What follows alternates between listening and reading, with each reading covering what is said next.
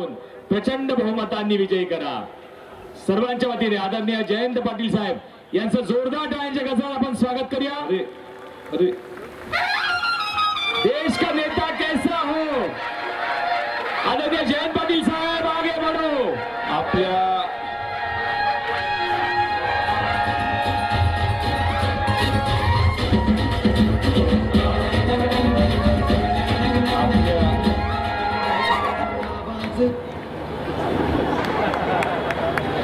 यांना थांबवणं देखील धोक्याचं आहे, कारण आपलं चिन्हच आहे ते, त्यामुळे थांबा म्हणायला आमचं काही धाडस होऊ शकत नाही। आपल्या या भव्य दिव्य सभेत उपस्थित असणाऱ्या आपल्या सर्वांच्या लाडक्या नेत्या खासदार सुप्रियाताई सुळे, खासदार भिवंडीचे आमचे सहकारी बाळामामा म्हात्रे, नगरहून या सभेसाठी मुद्दामून आलेले खासदार निलेश लंकेजी, शिवसेनेचे खासदार संजय दिना पाटीलजी, सचिन खरात, काँग्रेस पक्षाचे संजीव जोसेफ, माजी महापौर जेडी सुतार, प्राजक्ता बोंडकर, विलास सुले पाटील, वंदना राजपूत, आबा दळवी, चंद्रकांत पाटील, विठ्ठल मोरे, शिवसेनेचे जिल्हा प्रमुख जिल्हा संघटक रंजना शिंत्रे, काँग्रेसच्या पूनमताई पाटील, GS पाटील, अतुल कुलकर्णी, अरविंद नाईक, या निमित्तानं उपस्थित असणाऱ्या भावनाताई घाणेकर, सर्व आजी माजी नगरसेवक, महाविकास आघाडीचे तिन्ही पक्षाचे आणि मित्र पक्षाचे सर्व पदाधिकारी आणि बंधू भगिनींनो, वेळ बराच झालाय। संदीप नाईक यांचा स्वागताचा कार्यक्रम काही दिवसांपूर्वी वाशीला आपल्या सर्वांच्या साक्षीने झाला। त्यात बहुसंख्य आपल्यातली मान्यवर नेते होते। आज उमेदवार म्हणून संदीप नाईक यांनी आपला विश्वासच साकारेल, बेलापूरचा सन्मान आणि सर्वांगीण विकास म्हणून वचननामा आज आपल्या सर्वांच्या समोर दिलाय। थोडंसं चाललं तर लक्षात येतं की या शहरात जे आवश्यक आहे ते सगळं पुढच्या 5 वर्षात संदीप नाईक यांनी आपल्याला देण्यासाठी, आपला विश्वास त्या ठिकाणी घेण्यासाठी या सगळ्या गोष्टी पूर्ण करण्याचं आश्वासन दिलेलं आहे। संदीप नाईक यांच्यासारखा हा तरुण चेहरा राष्ट्रवादीत आला। मी त्यावेळी म्हटलेलं होतं की आमचं काहीतरी हरवलेलं होतं, संदीप नाईक परत आले, त्यावेळी मला हा आनंद झाला की आमचं हरवलेलं आता परत मिळालं। आज एवढ्या भव्य दिव्य प्रमाणात आपण उपस्थिती दाखवलेली आहे की संदीप नाईक विधानसभेत जातील याची आता आम्हा सगळ्यांना पूर्ण खात्री आहे। आपल्या सर्वांच्या आशीर्वादाने नव्या मुंबईचा विकास जो खुंटलेला आहे, ज्या महापालिकेत नगरसेवक नसल्यामुळे महापालिका पिळवटून खाण्याचं काम सत्तेत बसणारी लोक करतायत, ज्या लोकांनी महापालिकेचे फिक्स डिपॉझिट हे पाक आता खाली आणून 1200-1300 कोटीवर आणलेलं आहे, 3000-4000 कोटीचं दायित्व त्यांनी तयार केलेलं आहे, त्या लोकांना महापालिकेत निवडणुका घ्यायच्या नाहीये। मी पहिलं आपणा सर्वांना सांगतो की पुन्हा महाविकास आघाडीचं उद्या सरकार आल्यानंतर पहिलं काम आम्ही करू ते म्हणजे नव्या मुंबईची महानगरपालिकेची निवडणूक पहिल्यांदा ताबडतोब लावू। लोकांनी लोकांचं राज्य चालवलं पाहिजे, अधिकाऱ्यांनी नाही। आणि अधिकारी आता आमचा अनुभव असा आहे की अधिकारी महापालिकेत काम करतात आणि बाहेर येऊन निवडणुकीला उभे राहतात आणि सांगतात महापालिकेच्या काळात सगळं मिस केलेलं आहे। हा प्रकार महाराष्ट्रातला बंद करण्याची व्यवस्था आपल्याला केली पाहिजे। अधिकारी म्हणून लोकांच्या प्रतिनिधींनी जे काम सांगितलेलं आहे ते जर तुम्ही केलं तर ते लोकांनी केलेलं असतं, लोकप्रतिनिधींनी केलेलं असतं। म्हणजे उद्या महाराष्ट्र सरकारच्या चीफ सेक्रेटरीने सांगितलं एकनाथ शिंदे वगैरेंनी काय केलेलं नाही, हे मी केलेलं आहे, तसा हा प्रकार आहे। आणि त्यामुळं या मतदारसंघामध्ये जी लोक उभी आहेत त्यापेक्षा आमचा उमेदवार कितीतरी उजवा आहे.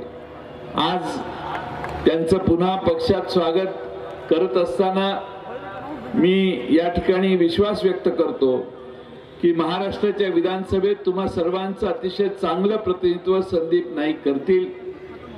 या मतदारसंघातल्या सगळ्या समस्या सोडवण्याचं काम त्यांच्याकडून होईल. आणि सगळ्यात महत्वाची गॅरंटी ही आहे की संदीप नाईक कुणालाही दुरुत्तर देणार नाहीत, उद्धटपणे बोलणार नाहीत, अतिशय नम्रपणानं तुमची सेवा करतील. तुमच्या कुठल्याही मैदानावर आरक्षण आणण्याचं पाप त्यांच्याकडून होणार नाही. या भागातल्या सामान्य माणसाच्या जनतेला सध्या जो करंटली त्रास 5-10 वर्ष होतोय त्याच्यातून तुमची सुटका जर करायची असेल तर संदीप नाईक हाच उत्तम पर्याय आहे. आणि म्हणून शरद पवार साहेबांनी बराच विचार करून संदीप नाईक यांना ही उमेदवारी दिलेली आहे. तुमचा आशीर्वाद मिळाला तर या नव्या मुंबईमध्ये अनेक चांगल्या गोष्टी घडवण्याचं काम संदीप नाईक यांच्याकडून होईल. खरं म्हणजे आपली लढाई भारतीय जनता पक्षाबरोबर आहे. या ठिकाणी हे सगळे जे महापुरुष आहेत, छत्रपती शिवाजी महाराज, शाहू फुले, आंबेडकर, सावित्रीदेवी फुले, ही महाराष्ट्राची दैवत आहेत. यांनी बहुजन समाजाला पुढे नेण्याचं काम आयुष्यभर केलं. महाराष्ट्रामध्ये जातीयवादी विचारसरणी कधीच फोफावली नाही. महाराष्ट्राने कधी त्यांना आधार दिला नाही, कारण आमच्यावर या लोकांचे संस्कार होते. आमची मनं घडली ती यांच्या विचाराने घडली, यांच्या आशीर्वादाने घडली. आणि म्हणून उद्याच्या निवडणुकांमध्ये आमचा मुकाबला भारतीय जनता पक्षाबरोबर आहे. महाराष्ट्रामध्ये उद्धव ठाकरे साहेब, शरद पवार साहेब आणि राहुल गांधींची काँग्रेस पक्ष, आम्ही तिघं, आमच्याबरोबर शेका पक्ष आहे, दोन्ही कम्युनिस्ट पक्ष आहेत. या सर्वांची एकच भूमिका आहे की या महाराष्ट्रामध्ये जातीयवादी भूमिका मांडणाऱ्यांना महाराष्ट्राच्या बाहेर घालवण्याचं काम आपण केलं पाहिजे. खरं म्हणजे एक आमदार भारतीय जनता पक्षाचे गेल्या 2-3 महिन्यात सगळीकडे महाराष्ट्रभर फिरून जातीय सलोखा, धार्मिक सलोखा बिघडवण्याचं काम जाणीवपूर्वक करायचा त्यांनी प्रयत्न केला. महाराष्ट्रामध्ये भारतीय जनता पक्षाचा अधिकृत आमदार महाराष्ट्रभर मोर्चे काढतो. सरकार महाराष्ट्रात तुमचं, दिल्लीला सरकार तुमचं, पण ह्यांचा मोर्चा का, तर हिंदू खतरे में म्हणून. आणि मग तुम्ही राज्यावर कशाला बसला? तुम्हाला राज्यात बसून हिंदूंना संरक्षण देता येत नाही असा त्याचा दुसरा अर्थ होतो. आणि म्हणून महाराष्ट्रामध्ये धार्मिक तेढ निर्माण करण्याचे प्रचंड प्रयत्न मागच्या 3 महिन्यात झाले. का तर जेव्हा जेव्हा भारतीय जनता पक्ष संकटात येतो तेव्हा तेव्हा या देशामध्ये आणि या राज्यामध्ये हे जाती आणि धार्मिक असा त्यांचा आधार घेऊन मत मागण्याचा प्रयत्न करतात. आता गेल्या काही दिवसात काय चाललंय, बटेंगे तो कटेंगे. महाराष्ट्रामध्ये बटेंगे तो कटेंगे योगी आदित्यनाथ इथे येऊन आपल्याला सांगायला लागलाय. ज्या योगी आदित्यनाथच्या राज्यातल्या निम्म्याहून जास्त उत्तर प्रदेश, महाराष्ट्रात, मुंबईच्या आसपास आहे, ती माणसं इकडे येऊन निवांत राहत आहेत. संरक्षण आहे, चांगल्या पद्धतीनं कुणाच्या अंगाला कुणी हात लावत नाही. महाराष्ट्रात काय सामान्य माणसाची संस्कृती आहे, कुणी आलं तरी आम्ही त्याचा स्वीकार करतो. पण योगी आदित्यनाथ येतात आणि सांगतात बटेंगे तो कटेंगे.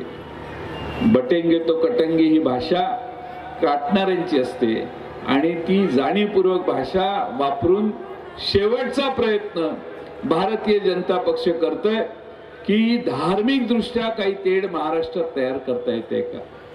तुम्हाला मोबाईलवर कळे, पंतप्रधानांची सभा शिवाजी पार्कात आहे. शिवाजी पार्कातली सभा आतापर्यंत संपायला पाहिजे होती.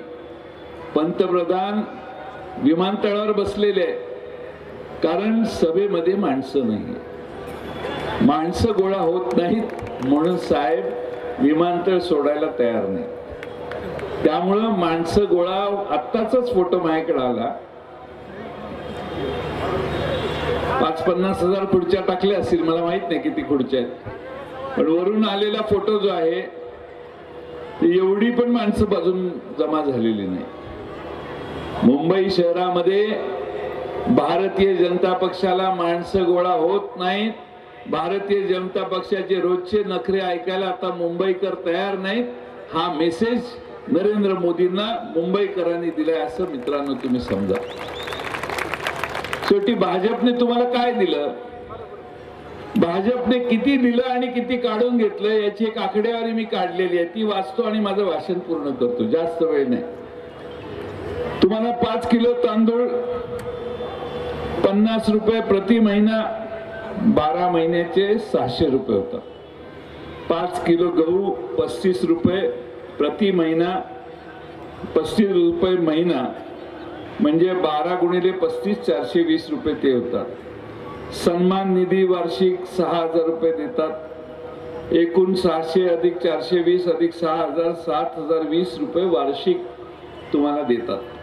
मग भाजपने तुमच्याकडून काय घेतलं, सिलेंडर मध्ये 500 वाढवले, दर महिन्याला 1 सिलेंडर वापरलं तर 6000 रुपये ते जातात. तेलात लिटर मध्ये 100 रुपयाची वाढ, एका महिन्यात 4 लिटर तेल वापरले तर महिन्याला 400 रुपये, 4800 रुपये प्रतिवर्षी ते जातात. पेट्रोल डिझेल मध्ये सरासरी 40 रुपयाची वाढ, त्याचे वार्षिक समजा 1 लिटर रोज वापर केला तर 40 रुपये गुणिले 25 दिवस म्हणजे 5 दिवस ऑफिस मध्ये गेला नाही, 1 लिटर खपलं नाही तुमचं, वापरलं नाही, त्याचाही डिस्काउंट आम्ही त्यांना दिलाय, तर 12,000 रुपये पेट्रोल डिझेलचे जातात. आपल्या डाळीमध्ये सरासरी 100 किलो वाढ, महिन्याला 4 किलो डाळ घरात लागली तर ते 12 गुणिले 400 4800 रुपये.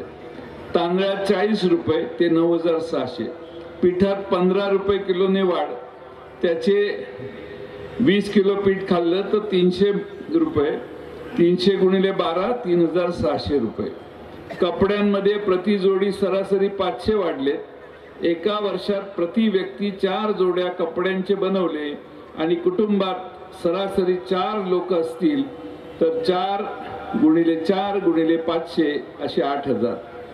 चप्पल आणि बूट प्रति जोडीमध्ये सरासरी 400 वाढले, तर एका वर्षात कुटुंबात 4 लोक असल्यास प्रति व्यक्ती शूज आणि चप्पलच्या 4 जोड्या करा, याचे 6400. मुलांच्या पुस्तकामध्ये 2000 सरासरीने वाढ झाली आहे. कुटुंबातील एका व्यक्तीचे पेन्शन दरमहा 1200 रुपये रोखले, 14,400. गौरादेवी कन्या धन वार्षिक 25,000 रुपयांनी कमी केलं. ह्या सगळ्याची बेरीज तुम्हाला जी आहे ती 96,600 रुपये आणि देतात किती तर 7020, म्हणजे 96,600 रुपये वजा 7020 म्हणजे 89,580 रुपये तुमच्याकडून वसूल केले जातात. जीएसटी धरलेला नाही. ह्याच्यावर जीएसटी लावला तर 18% म्हणजे एक 18,000 रुपये ह्याच्यावर वाढ करा, म्हणजे 1,00,000 रुपये तुमच्या खिशातनं हे सरकार काढतं आणि देताना फक्त 7,000 देतं. पण त्यांच्या जाहिराती किती, संध्याकाळी जेवायला बसलं जाहिरात, सकाळी उठलं जाहिरात, चहा पिताना जाहिरात, शेकडो कोटी रुपये गुगलवर जाहिरातीवर खर्च केलाय. तुम्ही जरा गुगल काढलं की पहिली ह्यांचीच जाहिरात एकनाथ शिंदेची. आणि म्हणून प्रचंड अशा पद्धतीनं जाहिरात करून पुन्हा सत्तेवर येण्याचा उद्योग काही लोक करतायत. मी आपल्याला जाताना शेवटचा मुद्दा सांगतो. पंचसूत्री आमच्या महाविकास आघाडीने जाहीर केली. त्यातलं एकच सूत्र सांगतो जे सगळ्यांची महिला फार मोठ्या प्रमाणात आहेत. आमचं सरकार सत्तेवर आल्यानंतर महालक्ष्मी योजना आम्ही काढू आणि महालक्ष्मी योजनाच्या माध्यमातून प्रत्येक गरीब घरातल्या महिलेला 3,000 रुपये महिन्याला देण्याची भूमिका आम्ही स्वीकारलेली. आणि तुम्हाला कोणाला एसटीनं प्रवास करायचा असेल तर नवऱ्याला विचारायची गरज नाही, एसटी मोफत करण्याची व्यवस्था ही आमचं सरकार आल्यावर करू. माझा एका प्रश्नाला उत्तर द्या तुम्ही, इथं कोण असं आहे का की मोदी साहेबांनी लोकसभेच्या आधी 5 लाख रुपयाची तुम्हाला आरोग्याचं संरक्षण दिलेलं होतं. 5 लाख रुपये, 80 कोटी, 15 लाख तर जुना झाला, 14 सालचा वादा होता, ते असे लय वादे आहेत. 5 लाख रुपये तुम्ही जर इथं हॉस्पिटलमध्ये मोठ्या गेला तर कार्ड दाखवलं आणि तुम्हाला 4 लाख रुपये हॉस्पिटलचा खर्च असेल तर तो माफ. असं कोणाला झालंय का? मोदींचं कार्ड घेऊन गेलं आणि तुमच्यातला कोणी असेल, भाजप मधल्या कोणाचं असेल, तुम्हाला कळलं असेल तर सांगा, आपला काय प्रॉब्लेम नाही, आपण भाषण इथेच थांबू. ही माझी कदाचित 40-45वी सभा असेल. प्रत्येक सभेत मी हा प्रश्न विचारतो, एक माणूस अजून हात वर केलेला नाही. मोदींनी दिलेली गॅरंटी महाराष्ट्रात एकालाही पोचलेली नाही. पण महाविकास आघाडीने आता असं ठरवलेलं आहे की महाविकास आघाडी सत्तेत आल्यानंतर महाराष्ट्रातल्या गरीब माणसांच्या घरामध्ये 25 लाख रुपयाचा विमा काढण्याची व्यवस्था करू. 25 लाख रुपयापर्यंत त्याच्यावर जो खर्च असेल तो देण्याचं काम हे महाविकास आघाडीचं आमचं येणारं सरकार करेल. गरिबांच्या साठी, आरोग्यासाठी. आमच्या आया बहिणी बरेच रोग अंगावर काढतात, कारण पोराला 15,000 रुपये पगार असतो, आपल्या 4,000 रुपये बिल होईल, कशाला सांगायचं, जाऊ दे उद्या बघू.